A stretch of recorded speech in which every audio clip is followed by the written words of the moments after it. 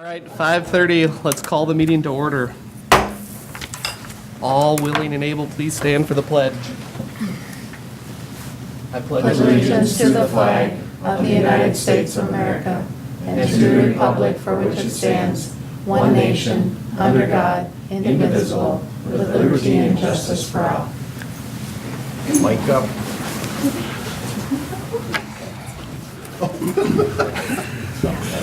Yeah. Moving on to number 3, do I have a motion to approve the agenda with the additions?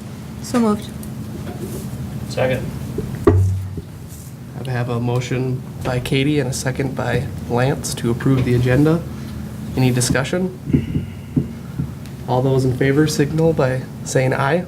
Aye. All those opposed, same sign. Agenda approved. Number 4, visitors. None. None. Moving on to number 5, the consent agenda. Do I have a motion to approve the consent agenda? So moved. Second.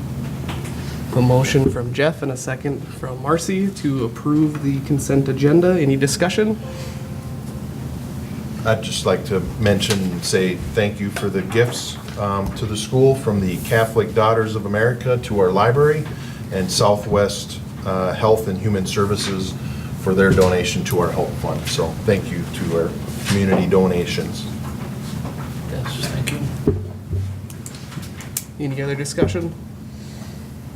All those in favor of approving the consent agenda signify by saying aye. Aye. Oppose, the same sign. Moving on to number 6, administrative reports and information. First up is Jackie.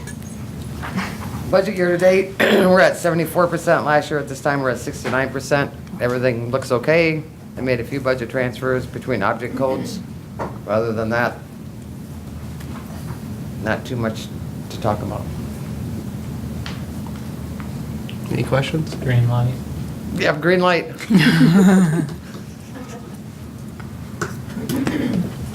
All right, moving on to Ms. Bartman.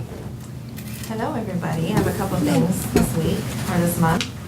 I am going to talk to you about our classroom engagement model. We talked about this when we were looking at it, and the application came through and we were approved.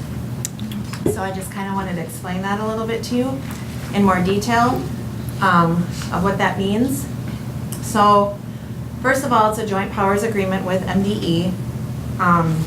It will begin this fall, so about probably in August.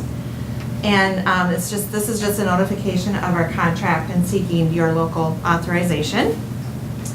And then if you look at slide 3, this kind of tells you a little bit about our financial supports and how each year it's a gradual release. So they support us financially, and then as we get into more of using that model, then they release us and we're using it freely without any kind of financial need.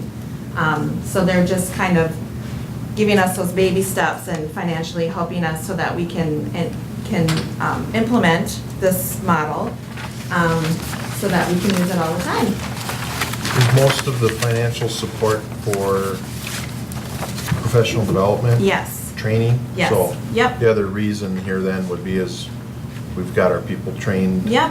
in it, so they're And then there's- that there's- training will continue as they gradually release us, as we have, if we get new employees or whatever, those people would be responsible for training the next people, if that makes sense. Are we incurring the expenses and then billing them? Yes, that's what we do. And we're gonna draw down the money somehow? Yes. You know We how to do talked all about that? this last time, yeah. Yeah. Okay. This is a framework using the Department of Early Childhood recommended practices to improve engagement, social relationships, and independence for children with and without disabilities, and to promote full participation of every child in the classroom setting. So the classroom engagement model, what this does is through training and coaching, practitioners will increase their ability to engage all children Learn strategies to engage individual children and generate ideas for teaming and collaboration, and expand their understanding of how to use data to drive instruction and intervention. Classroom engagement model benefits children with disabilities as well as typically developing children, and can be implemented in typical education and care settings, inclusion programs, and special ed classrooms. So in the next slide, it talks about the tasks related to the Joint Powers Agreement and what our program will do and what MDE will do. So we will provide necessary staff for needed roles, which we have already done that. We've already established that. Attend state-sponsored trainings, and we can also do that remotely. We don't have to go anywhere. We can also do that via online if we need to. Create and use implementation team, collect, submit data to MDE, and then submit invoices for appropriate expenses. And then MDE will provide and create regional training for skill development, provide external coaching support, provide data collection tools, and support use of active implementation frameworks. So this is just an official notice to appropriate authorizing body for our ECSE program. This is shared with MDE. This is official contract will be created by MDE and sent to the local designated fiscal authorizing agent for our ECSE program, and their signature indicates agreement with the contract. So this is for the Joint Powers Agreement. MDE will route this JPA contract within appropriate fiscal divisions for additional state level approval. MDE contracts will notify all parties when the JPA has been fully executed. A start date will be established. Right now, it's the beginning of August. No work prior to this day will be eligible for JPA reimbursement from allocated funds. JPA financial billing will be expected on a quarterly basis. And then finally, check in with our ECSE staff on a periodic basis to determine the effectiveness of these practices. And if you have further questions, you may come see me. Have any questions? Overall, this is about engaging All kind of, students. so it's professional development. Yep. Any ideas what types of things this will include, or any? Not necessarily. I do know though, when talking with Marshall and MCC, who have already been doing this, Marshall's actually going to be going into their third year. Their community involvement with families has been tremendously improved. And also, what was the other thing that was on my mind? It was family engagement, and there was something else. It just left my brain, I'm sorry. Okay. And it'll come to me like later when we're just sitting here. But I do know that all of these people have said that it's been very successful and very helpful for their programs. And I know what the other thing was. And our paraprofessionals are a little bit more held accountable, not held accountable, but they're more in the know of what needs to be done and understanding of what they need to do, rather than sometimes they kind of feel out of the loop. So this also involves the paraprofessional aspect of that as well. So. Just again, to remind the community and the board, you know, with our goals for student achievement, one of the things that we wanted to do to improve student achievement was have our kids ready for kindergarten when they came to kindergarten. So that's why, again, Yep. further enhancement of our preschool programs, I think will keep moving us in that direction. Yep, so when this came across my desk, I felt we needed to move on it, and since it aligned with our goals. Do they need to approve this, or? Yeah, we probably should, just to be, So. yeah. Okay. Do you know how Marshall and MCC's like tracking the effectiveness? How do they measure that? Well, they have to give the data up to MDE so that they keep track of that data, as we will have to do the same. Okay. And so, so we, you know, watch that and keep track of that. I guess I don't know any specifics of how. I do know that for us, we would like to engage our families more. We have a hard time, you know, engaging our families with our preschool programming, and so it was really cool to see how much theirs has improved in just a matter of 2 years, with how involved their families are becoming in their preschool programs, which is really key, because I feel like once we get that foundation started in preschool, hopefully that will carry out throughout, you know, their school school life, so. And they're trained with the tool. Our data collection tool also.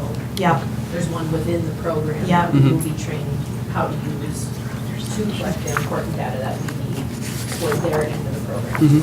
yep. So it sounds like we need a motion to approve entering into a joint powers agreement for Classroom engagement model the initiative. Classroom Engagement Model Initiative. So moved. Second. A motion by Lance and a second by Marcy to approve or to enter into a joint powers agreement for the CEM initiative. Any discussion? Hearing none. All those in favor signify by saying aye. Aye. All those opposed, same sign. Motion carries. Okay, and then I just have one more thing to celebrate with you. We always do an application for Reading Corps and use the Reading Corps program. We received 4.5 FTEs from Reading Corps to support our kids. And 1.5 of those will be at our preschool level, and they do a push-in model. And 1 will be at our kindergarten focus, and 2 at elementary level, so 1 at first and 1 at second grade. This is providing that we can fill these positions. We had these positions this year too, just 4, but not 4.5. We're unable to fill a couple of them, so we're hoping and crossing our fingers we can get the word out, please, that we need some people in these positions. But what they do is they work with these kids that are kind of on the cusp of just getting to benchmark. So it's those kiddos that don't qualify for title, but are kind of stuck in the middle and need that extra boost to kind of get them up there. And that's what they do. They have specific strategies they're trained in to help get these kids up past that benchmark. So they use evidence-based strategies and are trained in these strategies. And so we're very lucky to get 4.5. So we're pretty excited about that. What is the qualifications for that job? I mean, what is it, a teacher or is it? No, it doesn't have to be a teacher. Okay, No. just, it can be. Someone who's willing and able to be trained. Okay. Yep, yep. So, and they do pretty extensive training. And you from need what I how many understand. positions left to fill? 4.5. We have possibly 1 already hired for next year. Okay. And if our 1 in kinder stays, we'll have 2, so we need 2.5 yet. So, 3 people. 3 people. There aren't any half. Yeah. I was just They thinking, just only have to what work I half a day, that's it. We don't want a half person. Well, and these staff members work, the Reading Corps work all year, just every school day, and they're federally funded. They're not, I mean, they work with our students, but they're supported through the Reading Corps, which is a federal program. So this is a huge deal for us to get 4.5 Right. FTEs. And they use the same assessments that we do, the FAST assessment, and so everything just aligns really, really well. It works really well with what we're already doing, so. So how many do we have now? Right now we have 2. We have 1 in our K focus and 1 in our first grade, which is good because they're in our lower level, but we would like to get that preschool push in and then also the 1 up in second grade. We had 1 in second grade and she ended up resigning, and so we weren't able to fill that again, so. So how many can we have? I don't know. Last year, like I said, we got 4, and this year we got 4.5, so I don't know how they just Okay. determine that. I just fill out the grant and the application and hope. We don't receive any money for that. No. No. Yeah, they do all the funding for that, so we just provide the space. And I'm laughing because we don't have a lot of space, but we make it work. We make it work, so. Yep. Well, we're headed in the right direction. and We are. We're going up, that's. Yep. well, it's a good program. It is a good I've had- program. Yeah, it's a good Yep. program. Yep, absolutely. Really helps. Mhm. Yep. So any more questions on Reading Corps? Okay, fantastic. That's all I got. All right, moving Thank you. on to Miss Wellnitz. Hello, everyone. Hello. For MCA testing, we have moved on to math as of today. We started with 3rd grade. Our snow date for our ACT is tomorrow. The juniors are going to get hit hard this week. We have ACT on Tuesday, MCA math on Wednesday and Thursday. Nothing like having a headache all week, but I think they'll do very well. And we will be done with testing on the very last day of testing, which is May 11th. So we have a few more weeks to go yet. Questions? No questions? All right, we'll move on to 6.2, school board members. Anybody have any We had updates? a committee. We had our Community meeting. community meeting. That's Yep. one thing we had. I think you'll probably talk about that in your update. I think that's under new business. We got community task force, so we'll review that then. How's that sound? That sounds good to me. Yep. Any other comments, questions? All right, moving on to 6.3, superintendent.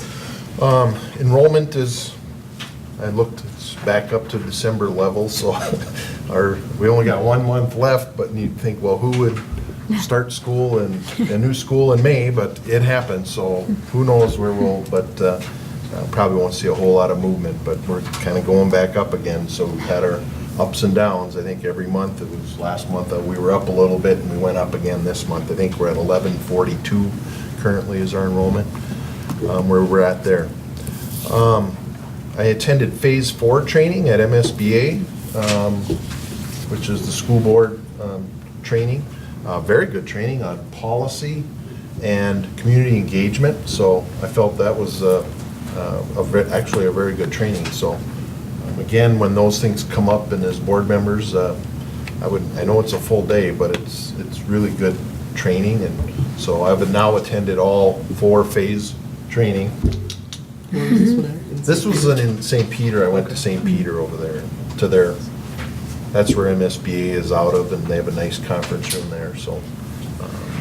But yeah, I thought it was very good, very thorough on the policy and nice explanations of policy and how important that is and the role that the board has in developing policy. And then community engagement, I felt pretty good because I think we're kind of doing some of those things, but it had some good tips for when you engage your community, you know, and when maybe you don't want to overdo it too much with some different things. But most of it was big projects like we're going into with what we're doing with our task force, and so that's good. Sometimes if you're having major budget issues, you may need to have community engagement and bring people together that way. So, but I thought it was really good, and again, if anybody can ever go, that'd be great. I know you guys are busy, but I've got the book, so I can share with you if anything comes up. One thing I did want the board to act on was the week of May 7th is Teacher Appreciation Week, so I would like the board to declare the week of May 7th Teacher Appreciation Work and thank our teachers for all that they do. I know that Corey and Tony have a few activities planned, and we'll kind of, I was going to get on the radio and have Bernie run a couple of things thanking our teachers, so that'll all be done that week. So if you could have a motion. And Looking for a motion to declare May 7th Teacher Appreciation Week. So moved. Second. A motion by Jeff and a second by Katie to approve May 7th as the Teacher Appreciation Week. Any discussion? Hearing none. All those in favor signify by saying aye. Aye. All opposed, same sign. Motion carries. 2 more things.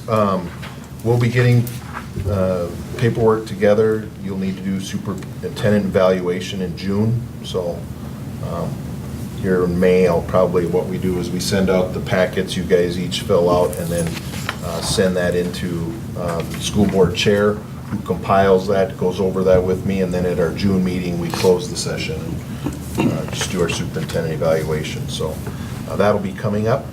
And then one other thing, the road out here.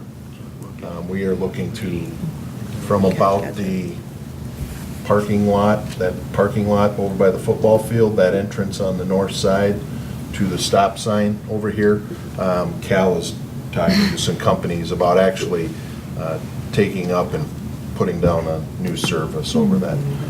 We'll see what the costs are. I felt that if we did have like $40,000 budgeted, and if we need more, And depending upon how much, I thought we may just hold off on that Suburban purchase. I mean, we were moving it up because we had some room, but we can drive that for another couple of years. So I would say that if it comes down to that, we'll probably put a hold on. That way we keep our budget in line with what we had and do that. If it's more than that, again, I'll probably let you know, but that's something, we got a number of companies in town doing some road work, so Yeah. we're hoping to maybe see if they'll swing by Swing by. and whoop, and lay that little strip down like nothing, but it just is really bad. I'm So, afraid I'll lose a tire. It'll be a mill and overlay. mill and overlay, yeah, That's bad. So we're gonna get the potholes on it to mill it. right. So, gonna try to do that right, and then we've got a few other potholes, but I think we can just do those little patchy things. I think there's 2 over there, 1 over here, and or 2 over there or something. So we got couple isolated ones that we'll take care of too, so. But I thought I'd just, so everybody knows, yeah, we know our road's bad, Yes. and we're gonna fix it. So. I think even last month, I mean, it was still snow, so I mean, but boy, when it started was to bad. melt and thaw Right. Yeah. and freeze, and Yeah. it just really hammered it out there, so we have to fix it. No. That's all I got for my report. All right, moving on to number 7, old business. The activity release, you asked for some information regarding what goes on in the Big South Conference, and you can see that we're one of 3 schools that have parents-only release. A couple, 3, have the parent-only with an exception for like grandparents and special occasions, which they have to fill out and put on there. We already have the paperwork for a parent to sign them out, but this would just have an additional line that, you could look at a grandparent. And then there's a few others that have parents and grandparents only, so it's not uncommon for that. And then there's 3 schools that basically, if a parent signs them out, they can go home with almost anybody, so. There's 3 schools that do that, so. That was the information you'd asked for from Clay, and so, I think Clay said, how we've got it with maybe the exception of a grandparent probably would be reasonable. That's the only request we've had. We've not had requests for anything else. We've just had some requests to ride home with grandparents, so.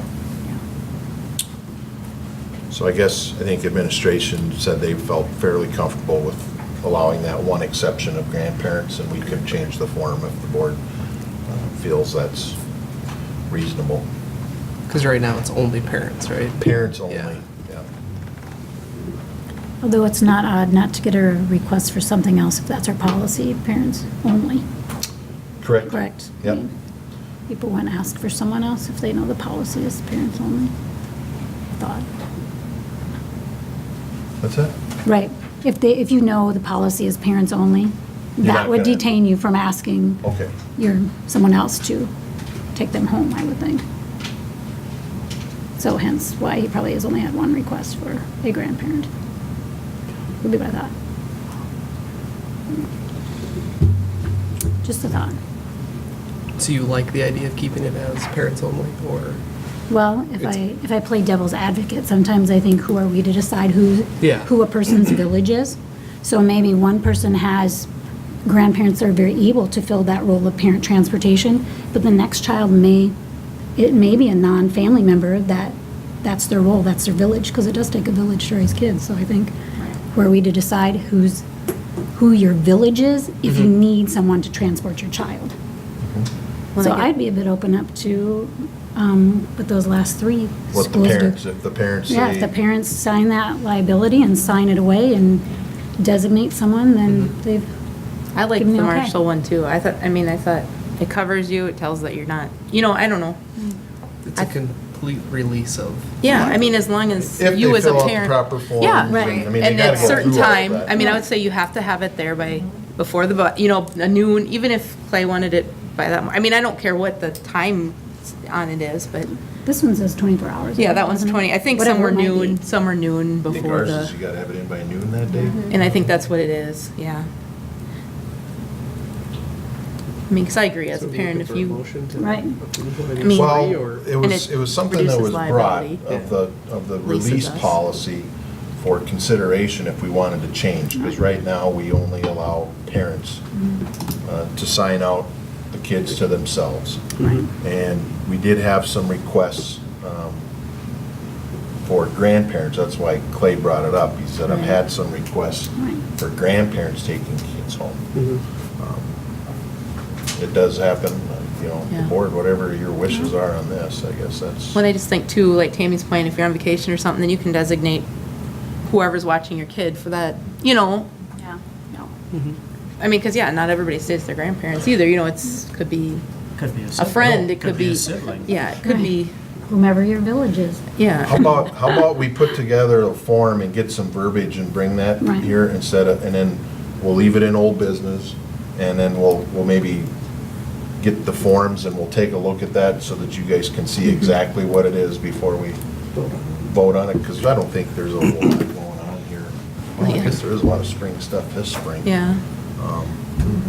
But we wouldn't change it now, I mean, would yeah, we? It would say- be a beginning This would be next for year. next year? Correct? Right. Yes, we have I time. mean, I'd say Let's get keep this- what we have now. I mean, and we can work on it and figure out what we feel is best for our community and, Let me get the liability release form and our form, and we'll take a look at what that looks like, so that yeah. we'll talk about it again next month. Fair enough? Sounds good. Okay. We'll move on then to 7.2, instructional coach information. I shared last month, there were some questions about our instructional coach position and kind of where that's at and what will that look like. We did put together a job description that I included in there for you. Basically, we're looking for these instructional coaches to support teachers, new teachers and all teachers,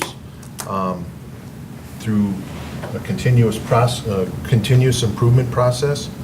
I also did we have our growth and evaluation model that the district adopted back in 2015, which talks about how we're going to evaluate our teachers, and also about meeting all of the requirements for the state's teacher growth and evaluation, which talks about a 3-year cycle. You need mentoring for new teachers, which these instructional coaches would do. They also need to have peer review sessions with their colleagues throughout when they're tenured. So in their 3-year review cycle, they would also be meeting with, and according to our plan, it's supposed to be done through PLCs. We would recommend that this be changed to these instructional coaches, because they are teachers. And so they would be the ones that go and get this training through the new teacher center. I think last month too, I was kind of like, this is what we'd like to do, but we still aren't sure where we're at with the co-op and the new teacher center. About a week after the board meeting, the service co-op informed us that yes, we are going forward with it, and we actually have 2 spots. So that was a key piece. We know we will have training for these coaches, and I think that'll be, that was a key thing. We couldn't do this if we didn't have that coaching. And then who will do this?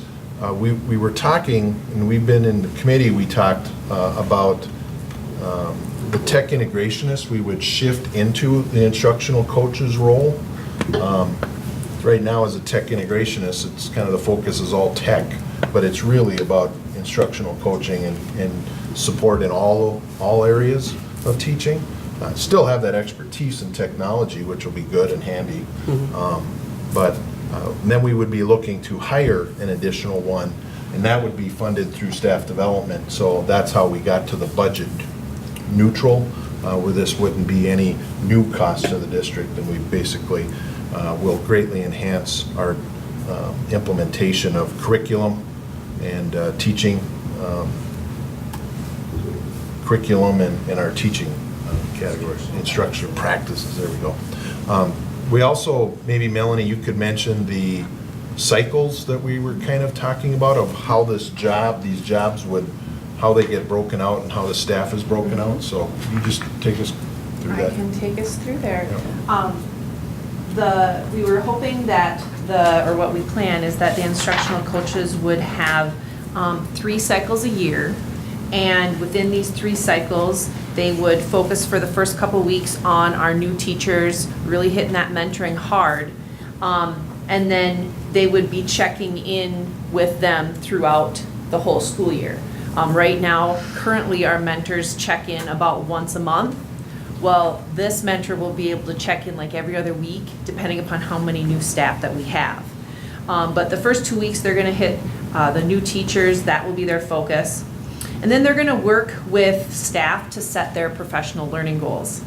Our staff right now make their own professional goals, and we don't know how they're met, if they're met, when they're met, and so this process, our instructional coaches will work with our staff to set appropriate professional goals and then work with them throughout these cycles to meet those goals. And then they'll go into a session of the peer review. So they'll meet with the teachers that they need to. Our staff right now, our instructional coaches would serve about between 35 and 40 staff apiece within each of these cycles. And then they would follow up with their peer review. They would have a week for reflections, meetings, and trainings. And in these 3 cycles, it's about a 10-week cycle. So that would give us 6 weeks of the school year that they can have to attend further training, to do research, to focus on doing something with staff if they would like to team teach or co-teach, just to get them and help the staff in the manner that they need to be helped. And we don't expect these instructional coaches to know absolutely everything right away, so they need that little bit of time to research and plan. I found that the faster the school year has gone on, the less time I have for that. I'm like, oh, I need to read about this, this, and this. So I want that time built in for them. So we would do those 10-week cycles 3 times in the year. And they would end up with the 181 days of the contract, of the teacher contract, plus we would have 5 extended days. That would include some of their training, the days before in-service, data days, and so they would end up with 186 days. We bring in our new teachers prior. Right. So they would be here when we have our new teacher days that start before the other teachers start. Yeah, it's the week before workshop week, so it'd be the 3rd week in August. We usually last year we brought the new staff in for 2 days. We met with the mentors and so on and so forth, where this year we'll just be meeting with the new teachers because the mentor will be there. So some individual time and plan that out. I also want to mention that goal 1 in our district is to raise student achievement. And I talked about our preschool focus and getting ready for kindergarten. Reading well by 3rd grade is another key component of that. And also in our goal for raising student achievement, we want to make sure that our teachers have the support and have the skills to do, great work. Because this is challenging, new work, and with the standards, trying to get all of this done, we feel we need to provide as much support to our teaching staff as we can give them. And so we added, our curriculum director last year to help us get that curriculum lined and implemented. We had a tech integrationist to help with the technology, and I think after a year we kind of went, we need more, and we see more, so we'll shift that into a coaching position and then add another. So we're really looking to add another person to make this team work with our teachers, and we'll divvy said they get about 35 teachers, 40. Because that's our teaching staff. So one will primarily be elementary, one will be secondary. That's kind of the way we would look to divvy this up. But there might be times when they do have different strengths. We could, I don't know what the strengths of the other one, because we haven't hired one yet, so we don't know. We'd have to post that. So But just, I mean, like I was talking when we were talking through our cycles, that, it'd be interesting for one cycle if the two flip-flopped the grade levels so that, we could have more technology, versus wherever they're at. Plus, another set of eyes can bring in a whole new perspective on what's going on in that classroom or how to help someone. So they're two individuals, but they're going to be a team, and I will lead that team, and we will make sure that, our staff have the support we get. And I think our staff are in a situation of, we can't let good get in the way of great. We have a really good staff, but how great could we be and how great could our student achievement be if we had more time spent on building our staff and helping them grow into excellent instructors? And that's what our students deserve. Is there an opportunity for the two instructional coaches to mentor or train another person for them to be an instructional coach? That's our eventual plan. We would like to have, as many as 10 instructional coaches in the future, where then they would have, 7 or 8 staff that during the school year they would still teach. It would be, they would take some time out of their classroom every quarter to go in and peer review and meet with these people and that they're assigned and go from there. That's 5 years down the road, that's where we would like to be. But we need to start here first so we can build that program. I think we feel that we're at a very important time right now.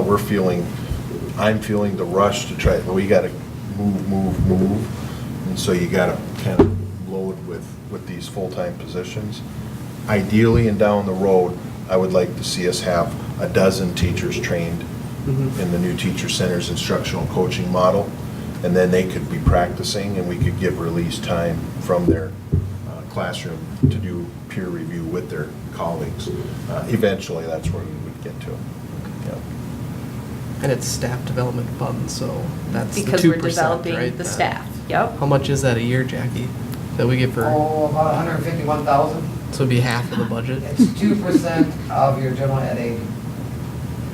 So whatever I estimate the general ed aid at based on students, I can have this on. So about 151,000. Okay. Do we spend that every year? Nope, there's currently probably a fund balance of staff development of 211,000 as of 6/30/2017. Because that just keeps rolling the whole time. We Yep, have to it never spend it goes on away. development. Yeah. Right. You get that much and it sits there until you actually use it for staff development, and then when you quote it to staff development, that hits that fund balance. But you add about 150,000 to that fund balance each year. So currently there's about 211, if I got my numbers. Yeah. Pretty close to that. How much have we typically spent a year, do you know? We've looked at that too. Well, not enough, well, I shouldn't We say not haven't s- enough, because I don't. We haven't spent nearly, 40 to 50,000 a year, Yeah. maybe is where we're at. Okay. And that's basically when teachers travel and go to conferences, or if we bring a speaker in, like to present at in-service. That's So these basically what- funds are like really dedicated to development. yeah, that's That's all where, you can use them for. We also get Title II, which is all staff development. The grant Ms. Bartman talked about is all staff development. I mean, that's extra money on top. So there's some other funding sources where you can use money for staff development. We've been informed that we are eligible for achievement and integration, which is another program, and probably is going to generate about $93,000 a year. We have to get together with some neighboring school districts to develop a program, but then we're going to have that. And you take like that, they'll let you use up to $20,000 for staff development on that. So we get a lot of, there's a number of little funding sources, which I think we do more, but, and then it's, there is money there, so I feel comfortable doing that. Do we feel that the staff will be open to this? So they can set goals. What are they gonna do when they don't complete their goals? Are they written up? Are they, I mean, you know what I mean? I don't know what. Not by these instructional coaches are just there for support. The evaluation of performance is all on the principal. Principal's job is to evaluate our teachers. This is, and it's very important we understand, this is a separate process. Right. This is not evaluation. And these are not spies or people who are watching and going to run and tell the principal someone didn't do their goals. We're saying we want you to do goals, we want you to set meaningful goals, and we're going to actually have someone here help you with that, and they're going to check in and help you with that process. And again, the thing that makes all of this work is the new teacher center training. They are going to get specific training on how to be an instructional coach for a colleague. They get tools for questions and how to approach and work with their colleagues on these things. That's why the only way we were going to do this is if we got that support. And we may even be able to go above and beyond in that training and get our instructional coaches cognitive coaching training. Most of our admin staff has had that sort of training, and it just helps you understand how you can have a conversation with a peer about things that may or may not be very comfortable, and how you can open up that conversation and help them by dealing with their questions, help them help themselves essentially. So it's not, an instructional coach who is telling them what to do. It's providing them with questions to help them reflect upon their practice and how they can get better and learn how to ask for the supports that they need. Rather than it's not someone coming in and saying, well, you're not doing this correctly, this correctly, this correctly. It's, okay, I would like to improve how I'm conversing with my class, like how I get students to respond to my questions in class. Well, I would probably the instructional coach would probably come and observe first to see, well, how do you run your class? What questions do you ask? How do you go about that? And then we would talk about that. They would sit down during one of their reflection times and say, okay, here's what I heard.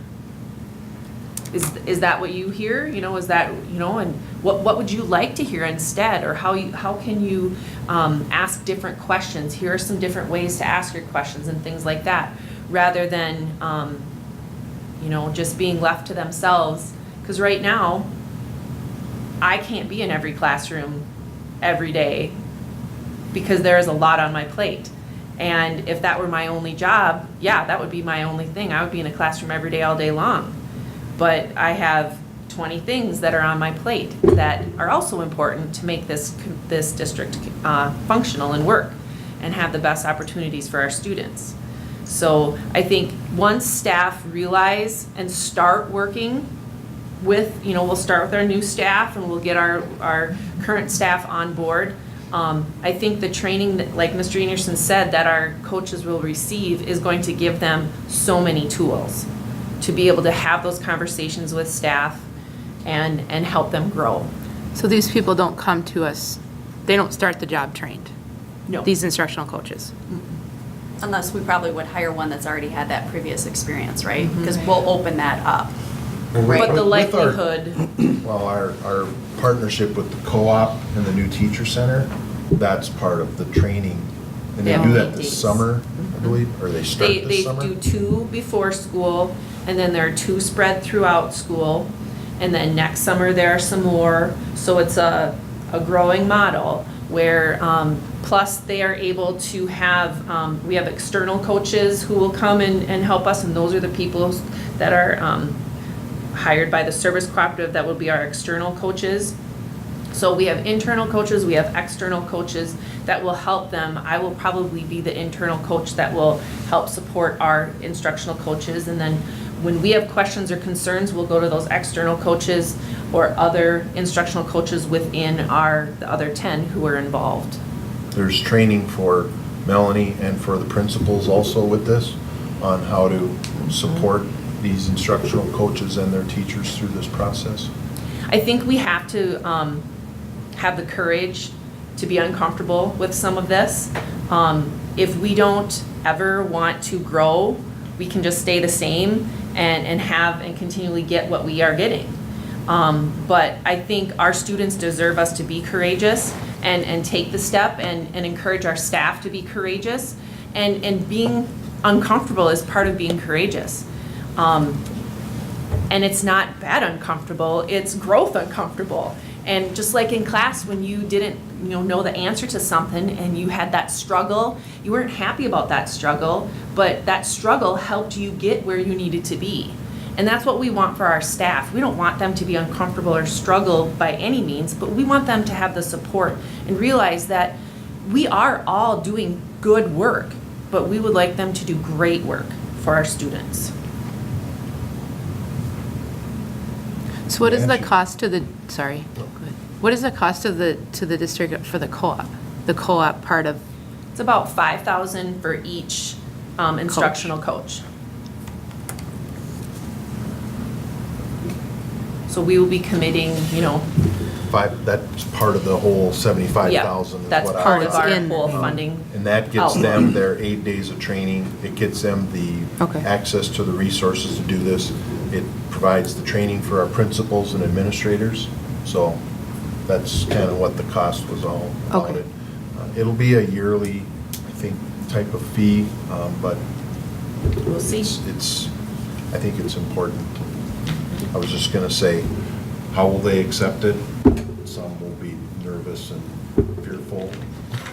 Others will latch right on and jump in, but that's where I think. I was just Yeah. curious if anybody, because I think that they know that this obviously has been talked about. I was just curious if anyone has come, At our forward, staff development. expressed any. At our staff development meeting, the elementary staff are very excited about it. They're very excited. Our middle school, high school didn't say a whole lot for or against, but the elementary was really, they voiced their appreciation. They're like, yeah, we need that. So, So it's all paid for through the staff development. I think it's a good use Does not need to come out of of our funds. budget. nope.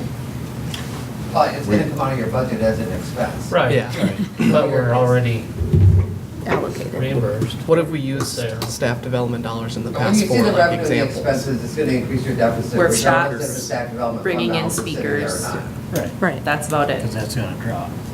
And we've coded probably salaries and fringes of staff, just because we had dollars available, right? Excuse me? So you could, go ahead, Jackie. On the staff development dollars, we've just coded salary and fringes using that money, right? Just because we've had it available, and we don't always use all the money. So I feel like this is a way better use of our staff development dollars. In the than- past, I've taken like, if there's 4 in-service days or 5 in-service days, since that is considered staff development, I have taken that portion of their salary and quoted it to staff development. Yeah. Correct. So what did they get out of that? Nothing. Well, I'm not They gonna. got I mean, whatever- yeah, you know what I mean? They're not The- getting the- like, They well, still yeah, have- but Right. they you still know, you have get what I'm professional saying. development. Yeah, during those in-service days, but not to probably But this extent. in-service days also equal time to work in their classroom. So, pay, grading papers and doing grades, professional development, I didn't mean to say nothing. I'm just I saying know. that I feel like it's a better use of the money. That's what I'm- And what gets confusing that may be difficult to understand when I present the budget, the revenue and expenditures, obviously, the revenue is gonna be where it was at, where it's projected, the expenditures are gonna go up. Basically, what you're doing is you're spending down a reserve fund balance. Mhm. I just try to keep, goal 1, increase student achievement. You want your student achievement to go up. This is why I'm bringing this to the board. This is how we're going to do it. Takes a little bit longer, but this is the right way to go about it, and it'll be good all the way around, in my opinion. Can I just say I've been a part of this process in another district, and it is amazing what you see. And I will say that, yes, there is always pushback at first by some people, but when they see the results and how the support works, they love it. And so, just advocating for that it's a good thing. I've been there, I've been in the, what do you want to say? you've been the In the instructional trenches, coach, yes, doing that work, so I get it, and it's all about relationships. It's really all about relationships, so it can be done. So we looking for a motion or? Oh, we approved, it was kind of that part of the budget, whatever, so we just pulled it out in the last meeting, so for more information. So we do need a motion to. Sure. Continue. Yeah. I would like Yeah, that. do we have a motion to approve the instructional coach as a budgeted recommendation for next fiscal year? So moved. Second. I've got a motion by Marcy and a second by Jeff to approve the instructional coach as a budgeted recommendation for next year. All those in favor signify by saying aye. Aye. All those opposed, same sign. Motion carries. We'll move on to number 8, new business. 8.1, approve resolution relating to the termination and non-renewal of the teaching contract of a probationary teacher.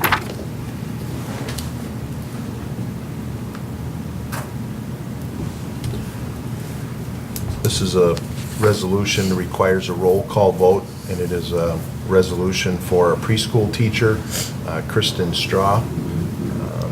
We would look to non-renew.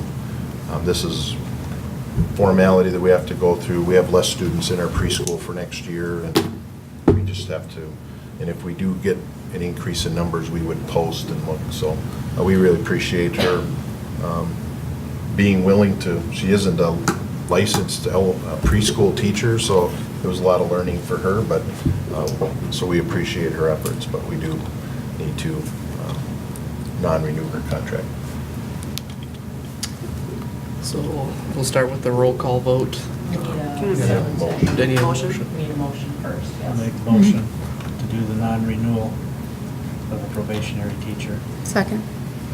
All right, we have a motion by Jeff and a second by Katie to approve the resolution relating to the termination of the non-renewal of the teaching contract for probationary teacher. We'll start with the roll call vote with Katie. Aye. Yes. Aye. Yes. Aye. Aye. Aye. Motion carries 6-0. All right. Moving on to 8.2, approve the 2018-2019 school calendar. Okay. Marcy and Wendy are the two calendar committee persons, and we have a few things on here that we talked about. And I should say that we did meet with the teachers in a requirement of the master agreement with them to hear teachers and what their thoughts were on the calendars. And we got some input on a few different things that was very helpful. So a couple of things that we're looking at, parent-teacher conferences being scheduled in October and February. And we are looking to make some changes with parent-teacher conferences as they have been in the past, and having a little bit more of a focus and direction. So the times were selected when FAST testing was done and we had the results. FAST is the testing we do that measures where our students are at in relation to the Minnesota standards in reading and math. And we do this K through 8. So this is really giving us those little progress monitoring times and we want to follow up on that. And I think that's important that we start using that time to talk with parents about where they're at. You can also have other topics of conversation at these conferences too, but that's kind of what we're looking at. The high school does not take FAST testing, and they are going to work on some ideas that maybe they can do for conferences with some type of focus, but it may just be a traditional conference like you're used to with the high school. But we are going to work. I think that they should be looking at some college and career readiness and putting something together with, our students are supposed to have 4-year plans, and so good way to kind of follow up with some of that. I think it's a great opportunity, but we'll have to just see where that's at. So that's one thing. A couple of things have been raised, concerns about the February 14th date because it's Valentine's Day. Not exact. We didn't pick it because it's Valentine's. We just picked it because it coincided with where, and it's a Tuesday, Thursday night. So wherever that goes, that goes. And then there was a concern about the 4 to 8 time frame, and wanting to have a little lunch, and most of the teachers will schedule their conferences, so I'd just free up 15, 20 minutes each night to When get they're their doing things. the conferences, do they have the conferences in their room or Are they doing them in the gym? Because I remember way back at Central School, they had them all in the gym. They don't do that anymore. Okay. I Is think there they've a- They do done them in it- the rooms they've in the done middle them both school, too. ways Up here, I believe, is I don't know what about I've high heard. school, but Okay. So I just remember it being one central location that everybody could go to, and it seemed really easy, so I don't know if that's But something. those we aren't wanna look scheduled, into. those are just yeah. come and Yeah. see. So when they do the schedule, I believe they do them in their rooms. So, I didn't know if that was part of like the I changes we were think thinking maybe about doing. that or- could be a convenience thing to have it all in one, location and have a buzzer ring every Yeah. 5 minutes. So you mean, so you can get through, because even, me who has been in the school numerous years still gets lost. So I feel like I'm spending at least 15 minutes of my time trying to find, a room, or I'm trying to bounce because I've got 3 kids. At one point I did up here, trying to get to all the teachers and cover and trying, Yeah. least amount line, and, where I feel like, okay, if I go down the hall, am I risking getting out of the line because I'm 7 deep? Is that person not going to have anybody? And, I don't know. I mean, that's just something maybe we can think about as maybe might be easier for parents to be in one location and kind of have, your middle school on one side, your high school on the other, and I don't know, just something that I'm thinking of, just Sure. as me as an individual who juggles numerous kids trying to get around. for me, it would depend on the congestion level of the space you're at, because I think it'd be very distracting when you have, like, okay, so Jeff's got his table right there, and then, Well, you wouldn't, I mean. You know what, I you've got mean, the they- whole gym, I mean, you've got how Right. many teachers up here? I mean, I think you'd be able to spread them out, and and like I said, if you have more to discuss after 5 minutes, then you say, you've got my calendar right here. When's gonna work with you, let's meet again, let's talk, I would be glad to meet with you longer, but keep them moving so that these parents are able to see as many teachers as they can, because when I'm getting close to 8 o'clock, I'm looking at, well, which teacher do I really need to see of my kids? And I'm the only one that comes to conferences. So I've had 4 kids that I've had to juggle at once, and I may be a very rare case, but I want to see all of those people. So then it comes down to, well, geez, now, okay, I probably don't need to go see the PE teacher. I probably don't need to go see music. So I'm eliminating seeing some of those teachers based on my time to get around to everybody. That maybe if you, and I know teachers do their best to keep things moving, but sometimes if you get in there and you're having a discussion and something comes up, it can end up being 15 minutes that you're waiting, and you only have, a 3-hour block, and you've got 6 teachers for one kid that you need to see. And again, not everybody goes to see all their teachers, but I don't know, just something to think about, I guess, it just convenience of, but I get, the privacy of things too. and I I'd guess. see that as the 9-12 will probably have more of that. 5-8 will be, we're looking at probably being scheduled with an advisor Oh, okay. to go through the assessment data. Right. And then if there is more that you want with specific teachers, I think we talked, we could probably do the first 2 hours scheduled on one night, and then you could free up some time for just maybe the walk around for the middle level. And then the next night, having, again, this is all kind of a little bit new, and we, but I've been hearing that there's up to about 15 in an advisory group, so you should be able to, over 2 nights, you should be able to do your advisor and your fast testing information and what's going on with that, and then if there is some time to walk around and visit with teachers, we can do some of that also, so. Now, the high school, I think, would be, right now, probably, we'll see if we That would want be to just see. 9-12. Sure. And so that would be. Because we don't have anything really to schedule with them, so that's where we're. I mean, I, didn't do my job as a school board member and call any other schools, but like, are there any other schools that like maybe have one night that's just, middle school, so then if you have parents in other ages, then they have some time in other nights to go, or is that not, or does that get too confusing? I don't know. One of the issues we have is that you have staff that shared middle school and high school. Yeah. So Yeah. doing them on different nights, that's where the problem comes in, you know. Sure. We only have so many days for, Right. for our teachers. We have 181 contracted days, so that's where that's the next part of the calendar is these parent-teacher conferences. We pulled 2 staff development days to make these parent-teacher conferences work, so anyway, I'll get to that when I get to that.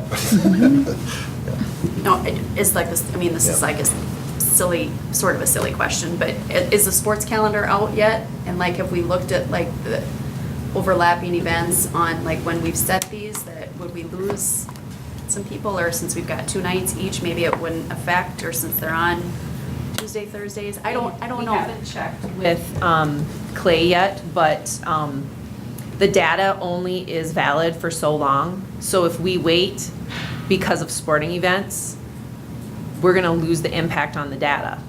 And so the reason why we chose these 2 particular times is they're the week after the testing window for FAST happens. Okay. And so, you know, whether there's an event here or not, whether it will bring more people in or not, you know, on any given night, there are 10 things going on in our county besides at school.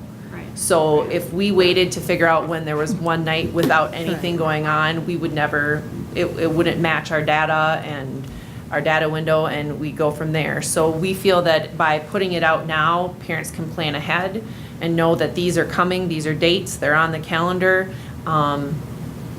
and we can go forward in that manner. Could you potentially, I'm just throwing this out there because a lot of events are on Tuesday, Thursdays, not that there's not some on Mondays, but could you do one on a Monday and another on a Thursday so that maybe you could avoid, if you look at the calendar and then see that you've got every boys and girls event for that season is away or something, which is probably not usually the case, but I'm just throwing it out there that I Right. don't want to limit And us even if to. now, even if there wouldn't be anything on the calendar now, we have the Well, right, weather the chances and of something getting rescheduled, Yeah. right.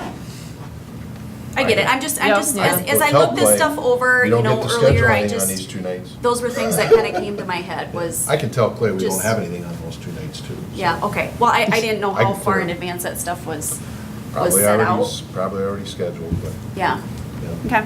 I'm sure Well, they're those are here. just, I'm sure those he's were got just his my winter- concerns yep. on, Yeah. I'm Nope. just voicing my opinion on those things, and I'm only one.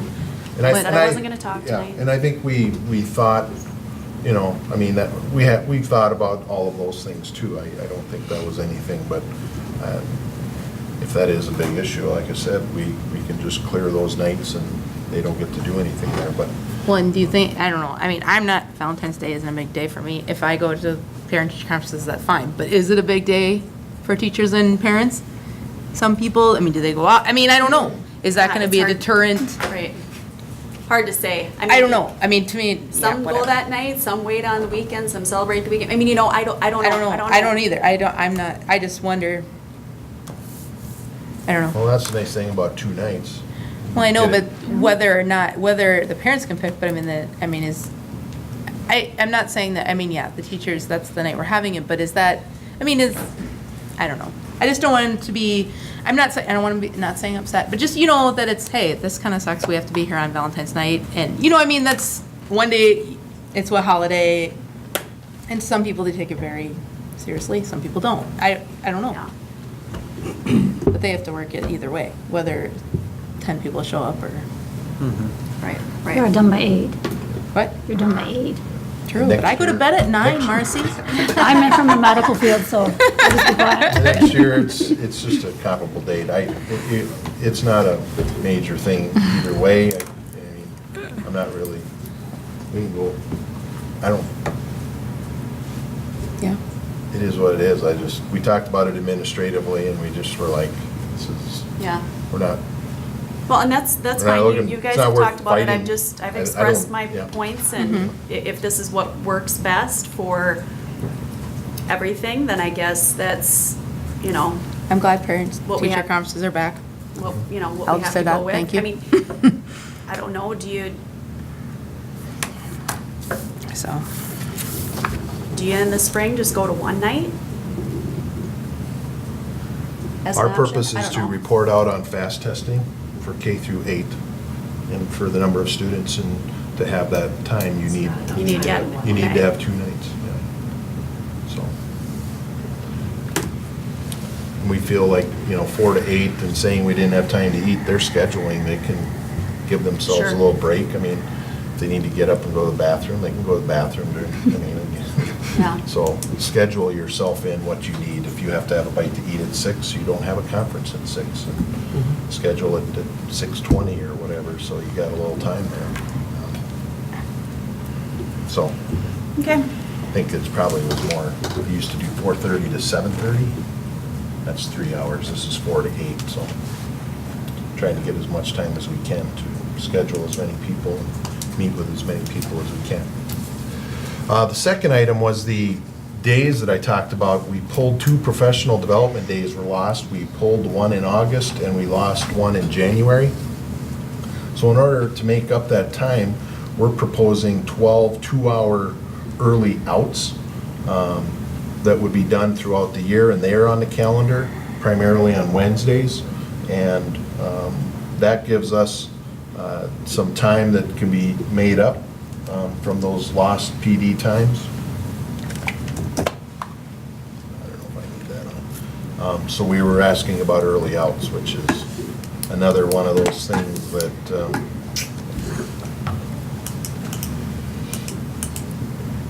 people have to make accommodations for. But So what time, it'd be 1 o'clock? We'd let out at 1:10 or so, I suppose, right? It's like 1:10, 1:15 in that time frame. If you go 2 hours earlier. We did talk about late starts, and we did survey, parents were kind of 50-50. Teachers actually were the ones that preferred the early out, so that's where we're kind of going with that recommendation, Yeah. so. And this is the I would first say year, that would be so- better. Just your mornings Well, are they've done- consistent with all the kids, especially younger ones. And if we find it doesn't work, we can always change it. Yeah. Right? Correct. I mean, nothing's permanent. Well, for a year. For a year. For a year, I'd like to have it. And I know they've done early outs or late starts years ago, Mhm. so this is kind of bringing that back again. But when you hear about like the instructional coaching and those types of things and the PLCs, we have a lot of work that we really need to be doing, and our teachers need that time. We do 1 hour every Wednesday now, but it's just, we need more time to dig in on that stuff, so the 2-hour block of time is desired. And then also not having students in the building is, not a distraction that way too. There could be some opportunities. We'll have to wait to hear from our parents, but if there are some issues with childcare, I think we can, if we kind of know, maybe we can come up with some ideas and utilize some of that. I don't know. I think that there's opportunities that we might be able to make happen. We do have a lot of paraprofessionals, that I don't know how much they'll be involved in the team stuff, but we may be able to utilize some of that support to help out. But I don't know if we want to have the whole works in the building, because that's a lot. But maybe there's some that just, we could set up like that after-school care we have now, and maybe we could do something with that. I don't know. So parent concerns, if they have concerns for the early out, those concerns should be directed to the principals? Well, I or think if yourself, there's, or if to there, we whom? don't have anything planned, Right. but if they said, But if there's would a there, significant is there concern. something, Right. if there was an after-school program, maybe on that day, we might be interested Right. in doing something, and Right. maybe we can work, like I said, we already have an after-school program Who do you through want the them to community. contact? Huh? Whom do you want them to contact? I The would say the principal? building principals Okay. would be the person, Well, and I guess as that long as would be a 10. question for the after-school program, because if your kid goes the after-school program, if there's this 2-hour block where, you know what I mean? My guess is they will, They'll that accommodate, program will yeah. start Yeah, after they would school. have to expand it if, Again, Yeah. these are things that people have to communicate with us about, what can we do and how do we use that time, and maybe we can come up with something or whatever, so. And then the third thing, the virtual days, we did put down some virtual days like we did. again, to continue to work and refine on those. We have 3, and they are on the bottom there of November 21st, February 18th, and April 18th would be virtual days. We would implement virtual day if we needed to make up a snow day. So we have our makeup days, and then we have our virtual makeup days, so that's Should we what- have one in May? Just kidding. No. After I don't this have long a- win- I don't have after a this date. long winter. Yeah. So, this was the calendar that the calendar committee said we should bring forth, so I don't know if you guys have any questions or thoughts?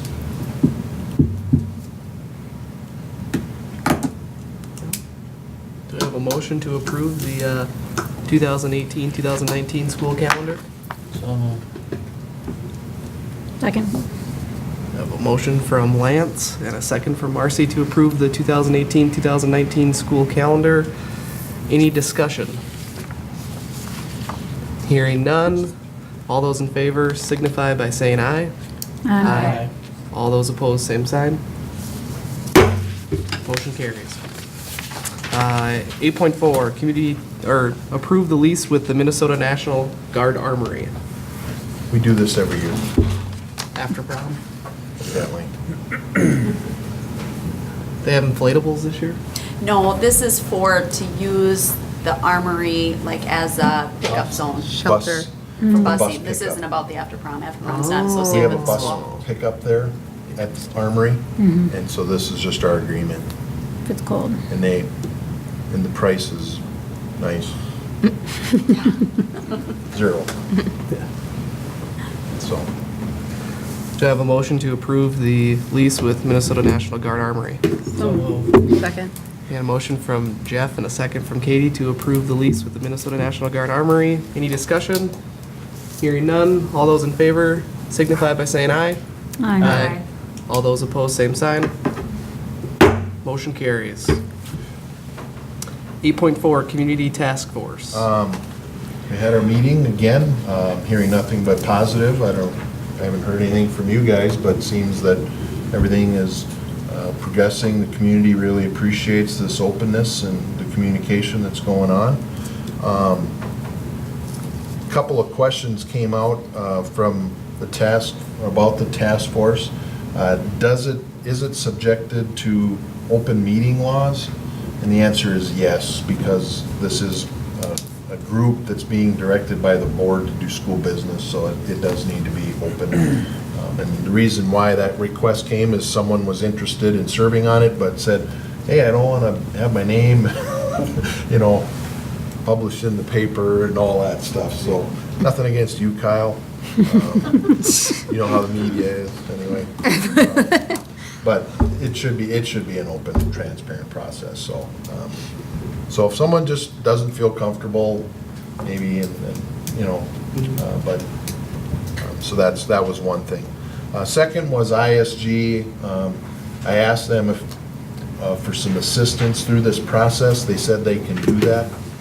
It's a fee of about $22,000 that they would charge, but they would, they can do drawings, they can do community information assistance and kind of that communications piece. If we need some estimates as we go through, they'll be able to do some of that work for us and be there along with us. That bill actually gets rolled into a bond, down the road, so it gets paid later time and added on to their, but I just feel that I don't have enough expertise and we need to have their help through this process, so I think that'll be a good thing to do. We will be putting together some teaching staff and school staff to be kind of on the ex officio part of this task force. They're there for information to help out the community if there's questions and other types of things. And then I think the facility committee, we're going to need to get together because the applications close May 1.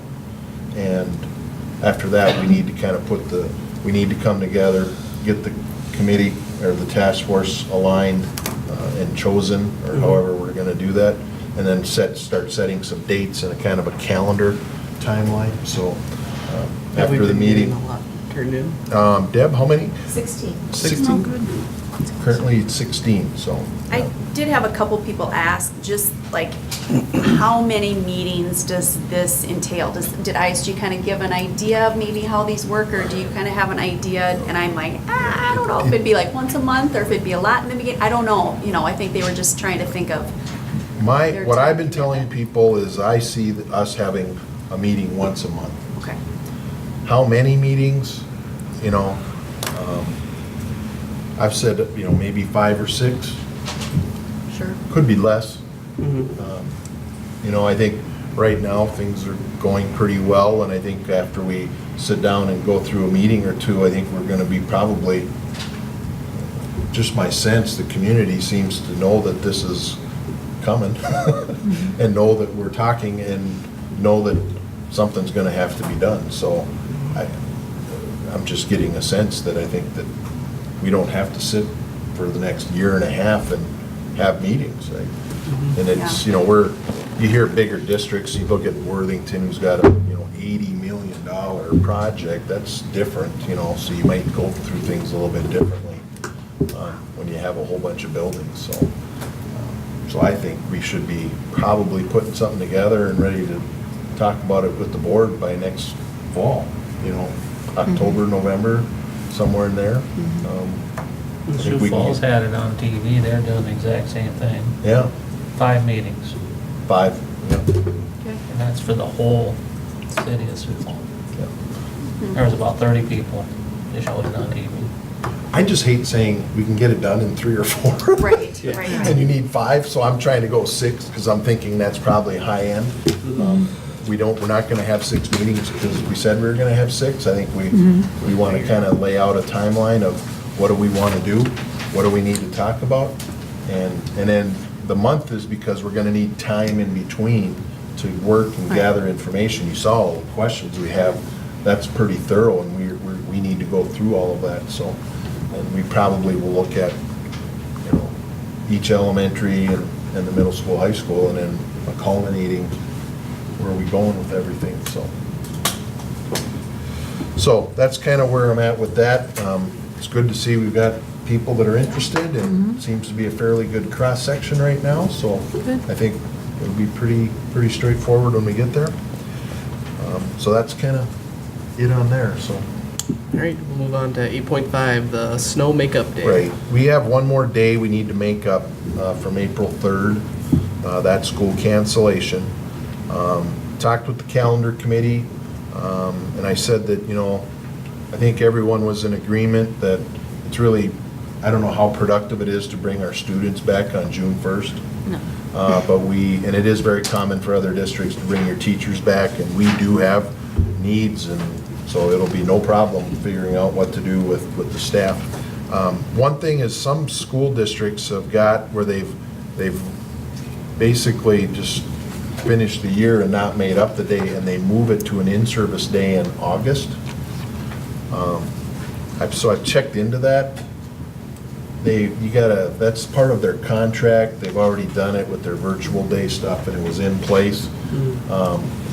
There's some pieces of that I don't know. We're kind of running short on time. The other option is to bring back the teachers on June 4th and have a staff day. We'll have some data. They've already had it, but we would like to start talking about goal setting and those types of things. So I recommend the board that we just bring the teachers back on June 4th, and I think that's where I'm going to leave it, so. Do I have a Too many motion? complications with bringing them back in August. Just a lot of Yeah. stuff to work through. Do I have a motion to make June 4th the snow makeup day for a staff development day? So moved. Second. I got a motion from Katie and a second from Lance to make June 4th staff development day for a snow makeup day. Any discussion? Now, if we do that, don't we have to forgive one student contact day then? Yep. We actually have to have a motion to forgive the student contact day as well then, wouldn't we? Okay. So can I amend the motion to include? No, that? it's You just. can do another motion. Just have a new one. Yeah. Let's make it easy. All right. Two motions. Making All that motion, Jeff? those in favor of approving June 4th as a snow makeup day for a staff day, signify by saying aye. Aye. All those opposed, same sign. Motion carries. Can I get a motion to, I think it would be to change this, the student calendar from 174 student days to 173 student days for this school year, right? Yep. can I get a motion to change the student calendar from 174 to 173 student days? So moved. Second. I have a motion from Jeff and a second from Marcy to approve the calendar change of 174 student contact days to 173. Any discussion? All those in favor signify by saying aye. Aye. All those opposed, same sign. Motion carries. Moving on to 8.6, approval to declare stored shed items obsolete. You got a shed out back here? Big shed? Garbage shed? That's full of stuff. Has been for a long I time. told Cal, I said, we need to get some stuff out of here, what are we holding on to all this stuff for? So he's actually went through, made a list of things that we're not gonna use, that are not gonna be there. There's also a number of records back there that we have to go through this summer, we're planning on, that if we don't need to store them, we're gonna destroy them.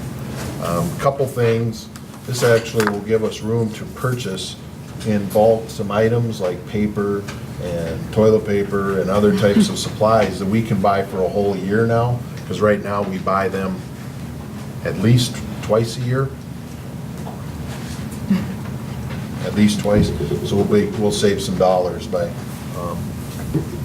freeing up that space, so. I don't know if anybody has any questions, but I basically said we would hold off for 30 days, so if there is any interest in the items on the list and someone wants to make an offer, we'll probably say fine, but after that, it's all going, so I recommend we clean it up. All right, do I have a motion to approve the declared stored shed items obsolete? So moved. Second. And a motion from Tammy and a second by Katie to approve to declare the stored shed items obsolete. Any discussion? Hearing none. All those in favor signify by saying aye. Aye. All those opposed, same sign. Motion carries. Do I have a motion to adjourn the meeting? So moved. Second. I have a motion from Katie and a second from Lance to adjourn the meeting. All those in favor signify by saying aye. Aye. All those opposed, same sign. Motion carries, meeting adjourned.